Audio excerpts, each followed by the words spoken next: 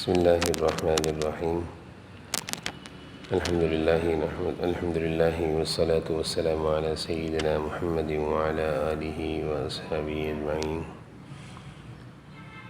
الحمد لله والصلاة والسلام على سيدنا محمد وعلى آله وأصحابه أجمعين. أما بعد فأعوذ بالله من الشيطان الرجيم. بسم الله الرحمن الرحيم. ربنا آتنا في الدنيا حسنة وفي الآخرة حسنة وقنا عذاب النار. صدق الله العظيم. اللهم صل على سيدنا مولانا محمد وعلى آل سيدنا مولانا محمد وبارك وسلم. اللهم صل على سيدنا مولانا محمد وعلى آل سيدنا مولانا محمد وبارك وسلم. میرے قابل احترام بزرگوں اور عزیز بھائیوں، اللہ تعالیٰ نے دنیا میں جو ہمیں زندگی دی ہے، اس زندگی میں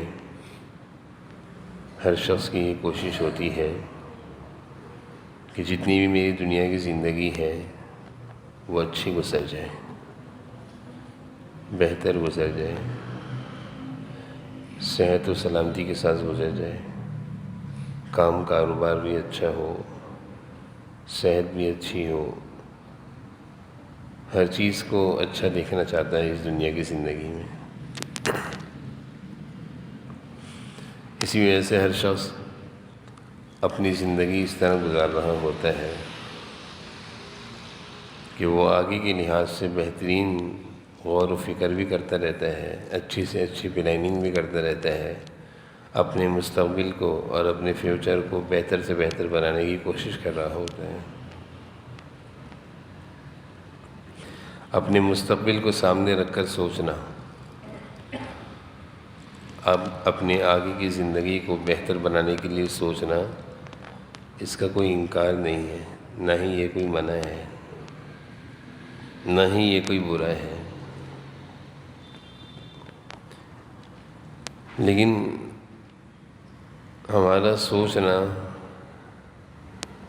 محدود مدت کے لیے ہے، ایک لمبے عرصے کے لیے ہم نہیں سوچتے۔ ہم اپنی زندگی کو بہتر بنانا چاہتے ہیں اور سوچ ہماری ہوتی ہے کہ جب تک میری زندگی یعنی 60 سال 65 سال 70 سال کی زندگی ذرا اچھی گزر جائے، تو ہمارا کیریئر اور ہمارا مستقبل اور ہماری فیوچر پلاننگ 70 سال تک کی ہوتی ہے۔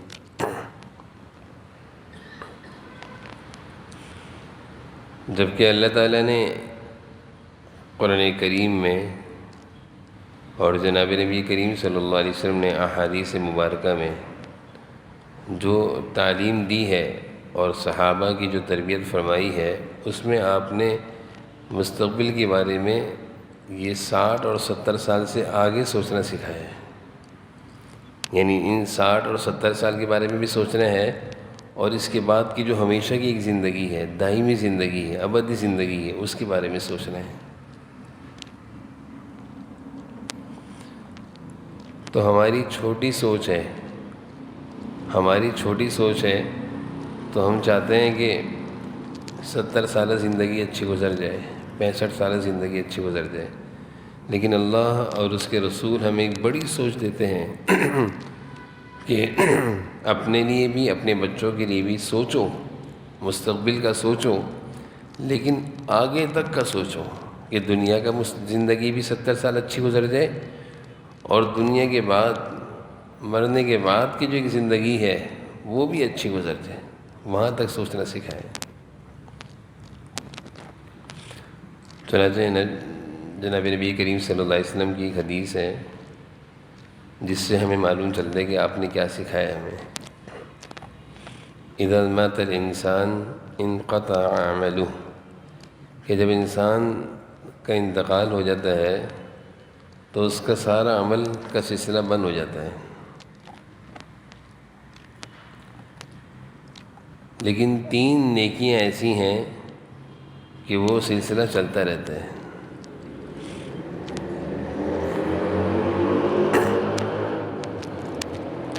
جیسے کاروبار میں انسان سوچتا ہے ایسا کام کروں کہ میں جب کسی کام کا نہ رہوں، بوڑھا ہو جاؤں تو پیسے آتے رہیں، آمدنی آتی رہے، خرچہ چلتا رہے. تو وہ اپنی آمدنی کو کھینچتا ہے، بہتر کرتا ہے کہ میری 60 اور 70 سالہ زندگی تک میری آمدنی آتی رہے. لیکن اللہ کے رسول صلی اللہ علیہ وسلم فرما رہے ہیں اس سے آگے کا سوچو کہ جب تم دنیا سے چلے جاؤ گے اور تمہاری نیکیوں کا سلسلہ بند ہو جائے گا تو یہاں سے جانے کے بعد بھی کوئی ایسا یہاں پہ کاروبار کر جاؤ نیکیوں کا کہ تمہارا سلسلہ نیکیوں کا چلتا رہے. آگے تک کا سوچو.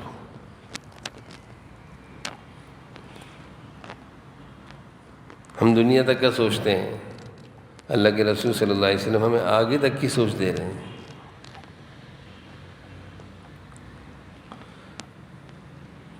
آپ نے 3 عمل بتائے ہیں. 3 عمل ایسے ہیں کہ جس سے ہماری 60 اور 70 سالہ زندگی بھی اچھی ہو جائے گی، اور جب ہم دنیا سے رخصت ہوں گے، جائیں گے، تو ہمارا نامہ اعمال بند ہوگا اپنا ذاتی نیکی کرنے کا، لیکن نیکیاں پھر بھی ہمارے نامہ اعمال میں پہنچتی رہیں گی، آتی رہیں گی. کیونکہ انسان کی سمجھداری یہی ہے کہ وہ ایسا کچھ سوچے کہ جس سے اس کو نفع ملتا رہے، پہنچتا رہے.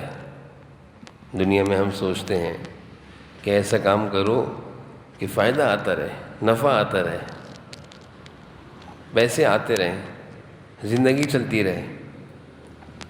حضور صلی اللہ علیہ وسلم نے تو اپنی امت کو یہ سوچ دی ہے کہ ایسے کام کر کے دنیا سے جاؤ کہ تمہاری دنیا کی 60-70 سالہ زندگی بھی اچھی بن جائے اور تم یہاں سے چلے جاؤ تو آخرت میں بھی تمہارے پاس نیکی آتی رہے اور تمہاری وہ ہمیشہ کی زندگی بھی اچھی بن جائے. اس کے لیے آپ نے 3 عمل سکھائے ہیں. پہلا عمل آپ نے بتایا صدقہ جاریہ. صدقہ جاریہ، صدقہ جاریہ کہتے ہیں کوئی ایسی نیکی کا سلسلہ شروع کر دیا. مثال ہے اس کا بہترین جو مثال ہے، کنواں کھدوا دیا، ٹھنڈے پانی کی مشین لگوا دی، مسافر خانہ بنا دیا، درخت لگا دیا، لوگ اس کے سائے میں بیٹھے ہوئے ہیں. یہ صدقے جاریہ ہیں. پانی لوگ پیتے رہیں گے، ہم دنیا میں نہیں ہوں گے، ہمارے نامہ اعمال میں نیکیاں آتی رہیں گی. یہ آگے تک کی سوچ ہے. ہماری سوچ تو یہ ہوتی ہے نا بس دنیا ہمارے سامنے ہے، اس لیے بس دنیا کی زندگی کو سامنے رکھ کر زندگی گزارتے ہیں. جس وقت ہماری سوچ یہ ہوگی کہ آخرت بھی ہے، ادھر کا بھی سوچنا ہے، تو ہماری پلاننگ آگے تک کی ہوگی کہ میں جب آخرت کی طرف منتقل ہو جاؤں تو میرے پاس نیکیوں کا سلسلہ آتا رہے. تو حضور صلی اللہ علیہ وسلم نے پہلا عمل یہ بتایا کہ صدقہ جاریہ. کوئی بھی ایسا کام کر جاؤ کہ جس سے انسانیت کو فائدہ پہنچتا رہے، صدقہ جاریہ. لوگ اس سے فائدہ اٹھاتے رہیں، لوگوں کو اس سے نفع پہنچتا رہے. کوئی بھی خیر کا بیج لگا جاؤ، کوئی بھی خیر کا کام کر جاؤ، لوگوں کو اس سے خیر پہنچتی رہے گی، ہمارے نامہ اعمال میں نیکیاں آتی رہیں گی. ہم دنیا میں ہوں گے یا دنیا میں نہیں ہوں گے، وہ نیکیاں آتی رہیں گی. کتنی بڑی بات ہے اور کتنا آسان کام ہے، مشکل بھی نہیں ہے. ایسے مواقع بہت آتے ہیں. انسان اگر نیکی کا جستجو میں رہے، نیکی کا تلاشی رہے کہ مجھے کوئی اچھا کام مل جائے، مجھے کوئی ایسا کام مل جائے، میں کوئی ایسا عمل کر جاؤں جس سے میرے نامہ اعمال میں نیکیاں آتی رہیں، تو اس کو اللہ تعالیٰ دکھاتے ہیں یہ کر جاؤ، یہ کر جاؤ. مسجد بنا دی، مسجد بن رہی تھی اس میں حصہ ڈال دیا. جب تک دنیا قائم ہے یہ اللہ کے گھر مساجد بھی قائم ہیں، جب تک یہاں نماز پڑھی جاتی رہے گی میرے نامہ اعمال میں نیکیاں آتی رہیں گی. میں دنیا میں تو نہیں ہوں گا ہمیشہ، لیکن نامہ اعمال میں نیکیاں چلتی رہیں گی. بہترین صدقہ جاری ہے. دوسری شکل حضور صلی اللہ علیہ وسلم نے بیان فرمائی، علم کی شکل. علم کی شکل کیا ہے کہ اپنی طرف سے ایسے لوگ تیار کر دیے جو دینی علوم سیکھ رہے ہیں، قرآن کریم دلا دیا، قرآن پڑھ رہے ہیں. جب تک قرآن پڑھتے رہیں گے مجھے ثواب ملتا رہے گا. تو علم کی شکلیں قائم کر دیں. علم دین کی صورتیں بنا دیں، علم کی اشاعت ہو رہی ہے، احادیث کی اشاعت ہو رہی ہے، قرآن کریم کی اشاعت ہو رہی ہے، لوگ قرآن پڑھ رہے ہیں۔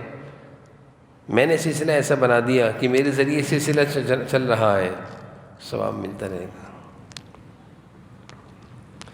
اور تیسری صورت حضور صلی اللہ علیہ وسلم نے ارشاد فرمائی، اولاد کی تربیت اچھی کر جاؤ۔ یہ حضور صلی اللہ علیہ وسلم کا ارشاد ہے، اولاد کی تربیت اچھی کر جاؤ۔ تیسری صورت، اذا مات الانسان انقطع عملہ، جب انسان مرتا ہے سارے عمل، ساری نیکیوں کا سلسلہ بند، لیکن یہ 3 نیکیوں کی شکلیں اس کی نامہ اعمال میں نیکیاں پہنچتی رہیں گی۔ اس میں سے تیسری صورت ہے کہ اپنی اولاد کی اچھی تربیت کر جاؤ۔ بہترین سرمایہ اور اپنا مال لگانے کی بہترین جگہ، اپنی محنت صرف کرنے کی بہترین جگہ وہ اولاد ہے۔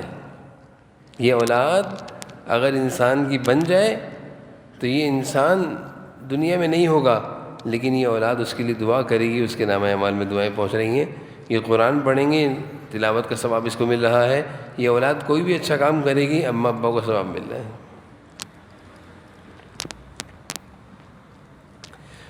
حضرت ابو ہریرہ رضی اللہ عنہ کی روایت ہے، جناب نبی کریم صلی اللہ علیہ وسلم کا ارشاد ہے، جنت میں ایک شخص ہوگا اور وہ دیکھے گا کہ میرا درجہ بلند ہو گیا، یعنی اللہ نے جو اس کو مقام اور مرتبہ دیا تھا اس سے اونچا مرتبہ اس کو مل گیا۔ وہ اللہ تعالیٰ سے کہے گا، اللہ تعالیٰ یہ درجات کی بلندی تو نیکیوں پر ہوتی ہے، اب تو میں کوئی نیکی نہیں کر رہا، تو میرا درجہ کیسے بڑھ گیا؟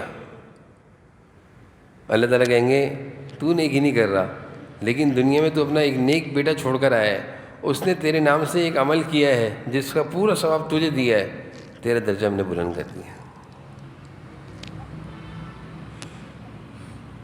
نصرۃ البساتین میں بڑی زبردست کتاب ہے، ایسے بہت سارے واقعات لکھے ہیں، پچھلے زمانے کے بزرگان دین کے واقعات جمع کیے ہیں اس کتاب میں، اور ہمارے حضرت مفتی عبدالرؤف سکروی صاحب دامت برکاتہم وہ فرماتے ہیں اس کتاب کو پڑھا کرو۔ تو حضرت نے ہمیں واقعہ سنایا اس کتاب سے کہ ایک شخص نیک آدمی تھا، قبرستان سے جیسے راستے بنے ہوتے ہیں گزر رہا تھا، تو جیسے درخت ہوتے ہیں، گزشتہ زمانوں میں اس طرح ہوتا تھا کہ درخت ہوتے تھے، اس کے نیچے تھلے بنے ہوئے ہوتے تھے، لوگ لیٹ جایا کرتے تھے ٹھنڈک حاصل کرنے کے لیے۔ کہتے وہیں وہ درخت لگا ہوا تھا، شاید کا درخت، اور اس کے نیچے جگہ بنی تھی، وہاں لیٹ کے سو گیا۔ ظہر کا وقت تھا، اللہ تعالیٰ نے اس کو خواب میں یہ چیز دکھائی کہ سارے مردے قبروں سے نکلے ہوئے ہیں اور کوئی سفید سفید چیز آسمانوں سے آ کر گرتی ہے، سب وہ جمع کر رہے ہیں، سب وہ جمع کر رہے ہیں۔ یہ شخص بڑا دیکھ کے حیران ہوا کہ یہ کیا چیز ہے، اور پھر دیکھا کہ ایک بوڑھی خاتون ہے، وہ ایک طرف بیٹھی ہوئی ہیں، وہ ایک طرف بیٹھی ہیں، وہ نہیں جمع کر رہی ہیں۔ تو یہ شخص خواب میں ہی اس بوڑھی خاتون کے پاس جاتا ہے کہ یہ بتائیں کہ یہ کیا چیز آسمانوں سے آئی ہے جو سب لوگ جمع کر رہے ہیں، اور یہ بھی بتائیں کہ آپ کیوں جمع نہیں کر رہی؟ تو وہ بوڑھی خاتون کہتی ہیں کہ دنیا میں جب لوگ قرآن کریم پڑھتے ہیں، دعا کرتے ہیں اور پوری امت مسلمہ کو بخشتے ہیں، تو یہ عمومی ثواب اس طرح آتا ہے، ہم لوگ جمع کرتے ہیں، ہم لوگ جمع کرتے ہیں، عمومی ثواب اس طرح پہنچتا ہے۔ اچھا آپ کیوں نہیں جمع کر رہی؟ کہا کہ میں دنیا میں اپنا ایک بیٹا چھوڑ کر آئی تھی، قرآن کا حافظ بنا کر آئی تھی، وہ روزانہ مجھے اتنا سارے پارے بھیج دیتا ہے پڑھ کر، اتنا سارا قرآن کا حصہ پڑھ کر بھیج دیتا ہے، مجھے ضرورت ہی نہیں اتنا چھینے جھپٹی کرنے کی، میرا بیٹا اتنا زیادہ مجھے بھیج دیتا ہے قرآن پڑھ کر، روزانہ وہ اتنی تلاوت کرتا ہے، تو میری نامہ اعمال میں تو میرے بیٹا بہت ساری نیکیاں بھر دیتا ہے، اس لیے مجھے ضرورت نہیں ہے۔ انقطع عمل الا من ثلاث، اس میں سے ایک نیک اولاد ہے، بہترین صدقہ جاری ہے۔ حضرت قاری طیب صاحب رحمۃ اللہ علیہ بہت بڑے عالم ہندوستان کے، خاندان والد صاحب بھی ان کے بڑے عالم تھے، تو ان کے والد صاحب نے جب یہ حافظ بنے، ان کو حافظ بنایا تھا، عالم بھی بنایا تھا، دینی تعلیم دلائی تھی، تو ان کی ایک تقریب رکھی، اس تقریب میں سب مہمان جمع تھے. اس تقریب میں ان کی حفظ قرآن کی سعادت میں لوگوں نے بڑی خوشیاں، اور سب ہونے کے بعد والد صاحب نے حضرت قاری طیب صاحب کو بلایا رحمۃ اللہ علیہ کہ بیٹے ادھر آؤ. بیٹا دیکھو ایک بات یاد رکھنا ہے، جو قرآن کریم کو میں نے تمہیں حافظ بنایا ہے، اور میں نے جو اتنی خوشی کا اظہار کیا ہے، یہ اس لیے کہ قرآن کریم کا حافظ میں نے تمہیں اپنے لیے بنایا ہے، اور باقی جو تمہاری آگے کی تعلیم ہوگی وہ تمہارے لیے ہوگی. تم عالم مفتی جو بھی بنو گے وہ تمہارے لیے. بس اتنا یاد رکھنا کہ یہ میں نے تمہیں اپنے لیے بنایا ہے. میں تمہارے اوپر اپنی ایک ذمہ داری چھوڑ کر جا رہا ہوں کہ میں دنیا میں نہیں رہوں گا، لیکن کوشش کرنا کہ مجھے روزانہ ایک پارہ پڑھ کر بخش دینا. مجھے روزانہ ایک پارہ پڑھ کے بخش دینا بس. اور پھر حضرت قاری طیب صاحب رحمۃ اللہ علیہ کے والد نے اپنے والد کا واقعہ سنایا کہ جب تمہارے دادا کا انتقال ہو رہا تھا تو وہ بھی مجھے اس طرح حافظ بنا کر اس طرح مجھے وصیت کر کے گئے تھے. حضرت قاری طیب صاحب کہتے ہیں کہ وہ دن ہے اور آج کا دن ہے، اس بات کو وہ فرماتے ہیں 40 سال گزر گئے، 30 سال گزر گئے، اس طرح فرما رہے تھے کہ روزانہ کا میرا معمول ہے کہ ایک پارہ پڑھ کر اپنے ابا کو بخشتا ہوں. بہترین صدقہ جاریہ، بہترین صدقہ جاریہ. ہم دنیا میں اپنی اولاد کے لیے کتنا کچھ کر کے جاتے ہیں کہ میری اولاد خوش رہے، میری اولاد اچھے دن دیکھے، میری اولاد کے دن میں کبھی زندگی میں پریشانیاں نہ آئیں، یہ بھی کر جاؤ، یہ بھی کر جاؤ، یہ بھی کر جاؤ. لیکن ایسا کچھ کر کے بھی تو جائیں جس سے ہمیں بھی تو فائدہ پہنچے، ہمیں بھی تو فائدہ پہنچے. ہماری ساری محنت دنیا کے لیے ہوتی ہے کہ یہ کروں گا تو یہ نفع ہوگا، سب دنیا کی سوچ میں، لیکن ہم نے کبھی یہ نہیں سوچا تھا یہ کروں گا تو مجھے وہاں نفع ملے گا. یعنی فیوچر پلاننگ ہماری دنیا کی ہے کہ میں یہ کام کروں گا تو مجھے یہ نفع ہوگا، یہ سودا کروں گا تو یہ نفع ہوگا، یہ سودا کروں گا تو کل نفع ہوگا، یہ کروں گا تو 1 سال بعد نفع ہوگا، آج انویسٹمنٹ کر رہا ہوں 10 سال بعد فائدہ ہوگا، آج زمین خرید رہا ہوں 3 سال بعد مہنگی ہوگی. ساری سوچ ہماری 3 سال 10 سال 20 سال تک کی ہے، کیونکہ ہمارے سامنے صرف دنیا کا نقشہ ہے، صرف دنیا ہے، اور 60-70 سال زندگی ہے. اس سے آگے کی زندگی جس کا اللہ اور اس کے رسول ہمیں سمجھا رہے ہیں، قبر کی پلاننگ کیا ہے، قبر کے بعد کی زندگی کی پلاننگ کیا ہے کہ میں قبر میں چلا جاؤں گا، مجھے وہاں کیسے پانی پہنچے گا، مجھے وہاں کیسے آرام راحت پہنچے گا، میرا وہاں کیا ہوگا. اس حوالے سے کچھ نہیں ہے. اس لیے ہماری نظریں وہاں تک نہیں جاتی، ہماری سوچ وہاں تک نہیں جاتی. اور اللہ والے، اللہ کے جو نیک بندے ہوتے ہیں، علماء اور اہل اللہ، ان کی ساری سوچ اور ساری فکر ادھر کی ہوتی ہے، ادھر کی ہوتی ہے. اس لیے وہ کسی کو پانی کا گلاس بھی پلاتے ہیں، وہ کہتے ہیں ہمیں بدلہ نہیں چاہیے، وہ بدلہ اللہ وہاں دیں گے. ہم کسی کو پانی کا گلاس پلاتے ہیں، ہمیں شکریہ بھی نہیں کہا انہوں نے، کیونکہ ہمیں دنیا میں بدلہ چاہیے. ہم اگر کسی کو آج احسان کر رہے ہیں تو ہم انتظار میں رہیں گے بھی میرے ساتھ احسان کرے گا. اللہ والے کسی کے ساتھ احسان کرتے ہیں، وہ کتنا احسان کر کے بھول گئے. کیوں؟ مجھے بھی نہیں چاہیے، آخرت میں چاہیے. اللہ تعالیٰ اسی کو فرما رہے ہیں، من ذا الذی یقرض اللہ قرضا حسنا. کون ہیں وہ لوگ جو اللہ کو قرض حسنہ دیں گے؟ کب لیں گے؟ فیضاعفہ لہ، آخرت میں ہم ان کو دگنا تگنا کر کے دیں گے.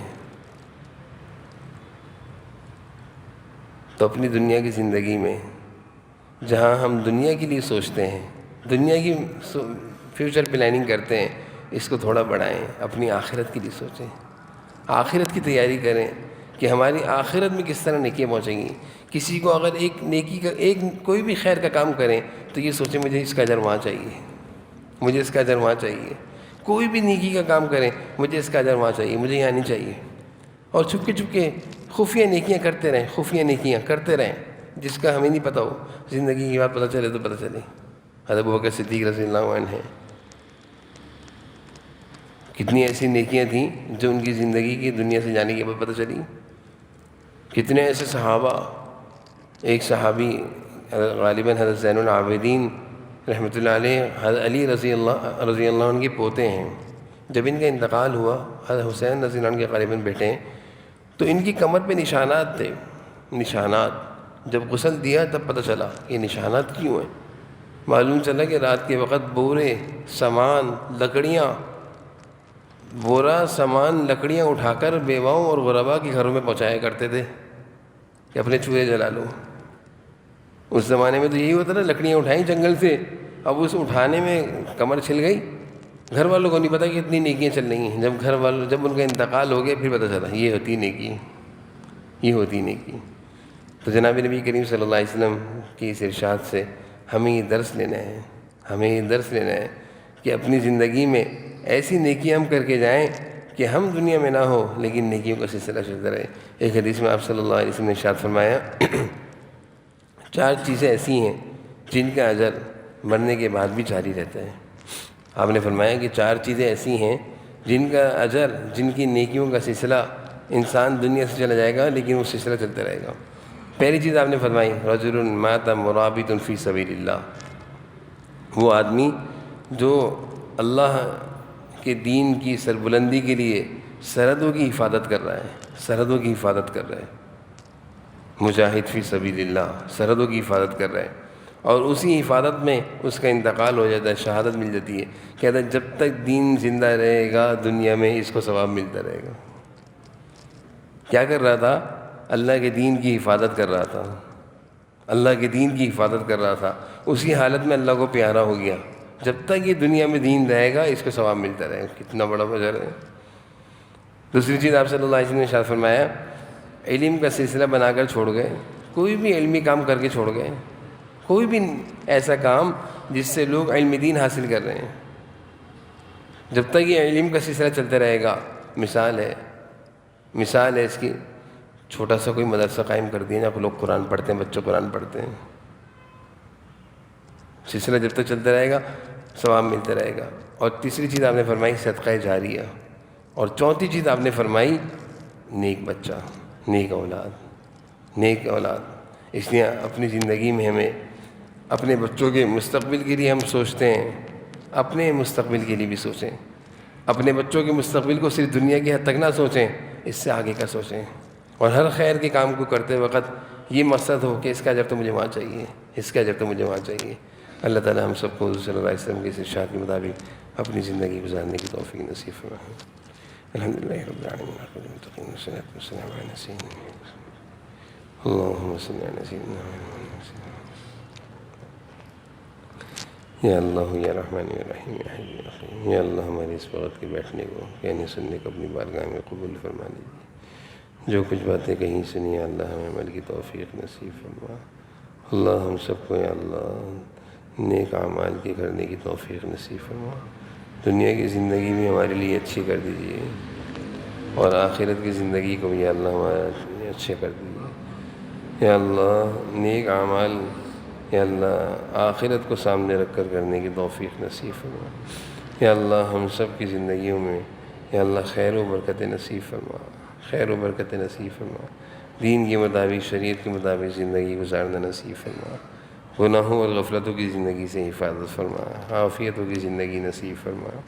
یا اللہ بیماروں کو صحت و عافیت نصیب فرما، پریشان حالوں کی پریشانیوں کو دور فرما، مظلوم، کمزور، بیمار، ضعفاء، مریض، مجبور، لاچار سب کو عافیت نصیب فرما۔ یا اللہ ہمارے فلسطینی بھائیوں کی مدد فرما، اللہ فلسطینی بھائیوں کی مدد فرما، اللہ ان کو عافیت نصیب فرما، ان کی ہر طرح سے حفاظت فرما۔ اللہ جس جد و جہد اور محنت میں وہ لگے ہوئے ہیں، اور یا اللہ فلسطین کی مقدس زمین کو اور آپ کے گھر بیت المقدس اور مسجد اقصیٰ کو بچانے کے لیے اللہ وہ بہت قربانیاں دے رہے ہیں، اللہ ان کی قربانیوں کو قبول فرما، فلسطین کی بھی حفاظت فرما، مسجد اقصیٰ بیت المقدس کی بھی حفاظت فرما۔ ربنا تقبل منا انک انت السمیع العلیم وتب علینا انک انت التواب الرحیم۔ صلی اللہ علیہ نبی الکریم وعلیہ وسلم۔